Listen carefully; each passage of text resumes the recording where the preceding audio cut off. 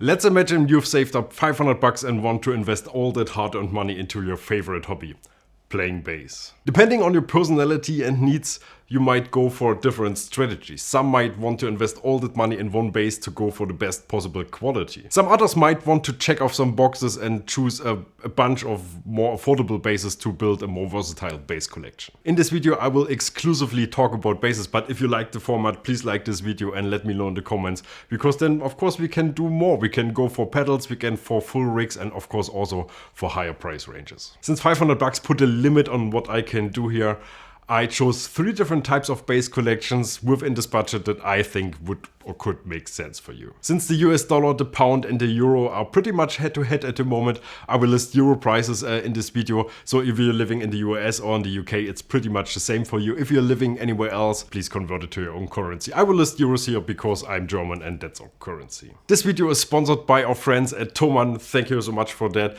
And all the links of all the basses I mentioned here are listed in the video description below. And now let's finally get started. The first category I want to start with is a 3 bass collection.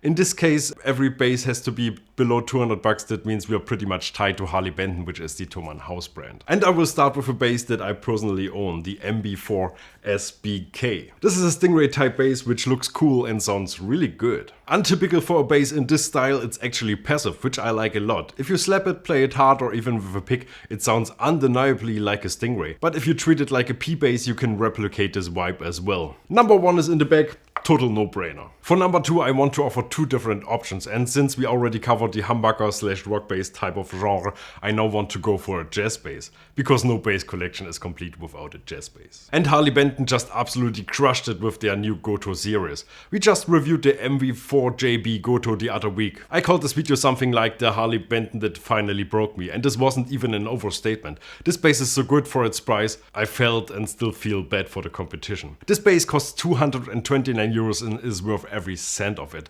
But there's an interesting alternative. The JJ45OP, which is also a jazz bass type but a very modern interpretation of the genre with its 24 frets and a 2x2 headstock. And this one's even only 199 euro. And now for the third bass, I thought we should have some fun. We have covered the grounds, like the stuff that you actually need, and I think now we should go for something special. That's why I chose the Kahuna CLU bass ukulele. This tiny bass sounds fantastic. It's small and feels definitely different, but it works within our budget and I just love these tiny little things. 149 euros for this one. But if you can't fall in love with this, we even have a long scale alternative. The B25M acoustic bass for exactly the same price. Now let's move on to our second category, the 2 bass collection. And since we have a bit more budget for each bass here, we can even move out of the Harley Benton sphere. As a great all-rounder, my pick here would be the Marcus Miller V3 bass from the second generation. These cost 365 euros and the quality of those is just insane for the money you're paying. Also, these are active and available within budget as a 5-string or very important also as lefty models. Perfect bang for your buck, this one goes straight into the basket. For the second bass we don't have much budget left and this might seem lazy, but I would personally absolutely go for the MB4 again.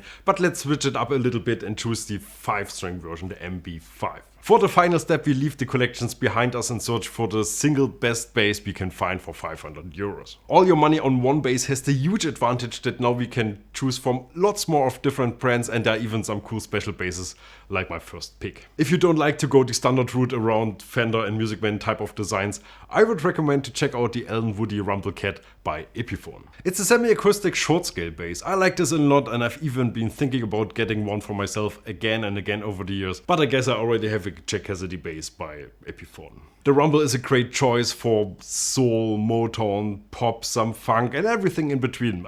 I'm really happy with this pick. In this range we could also go for Yamaha, Ibanez or Chord, so I've chosen the Chord B4 Element. These basses are great, Bartolini pickups, roasted maple fretboard and even a Bartolini preamp. A very comfortable bass, definitely a great all-rounder. But of course there's also tons of interesting classics. For example, Sterling by Music Man if you want to go for a budget variant of the original. These basses basses are insanely good. If the Stingray is your sound, this is definitely the best option for you. But for 500 bucks we can finally also look at Squier, which is the affordable line of Fender. They're absolutely killing it with their 40th anniversary jazz and P basses at the moment. That's definitely where I would spend a lot of time trying instruments, and I suspect that's probably where I would land if I had to choose one of the collections from this list. At the end, there would for me probably be a showdown between these two. Or of course Marcus Miller basses, and pretty much all of them. 5-string, fretless, whatever you're looking for, it's there. I haven't handled one of those in a long time, so I don't want to give specific suggestions. Let me know in the comments which one is the best. And also let me know which option or which type of collection of all the things that I've mentioned you would personally go for. I would absolutely love to hear about your experiences, about your ideas, and maybe suggestions that I haven't even mentioned yet. And I guess that's it for today. I hope you like this new format. I just like to try something out. Hit the like button, please, to show me if you love it. I would absolutely love to do more of those. Otherwise, see you again on Friday when I review the Aguilar, what it's called, the Storm King distortion. And yeah, again, all the links to all the basses mentioned in this video are in the video description below. Click on those.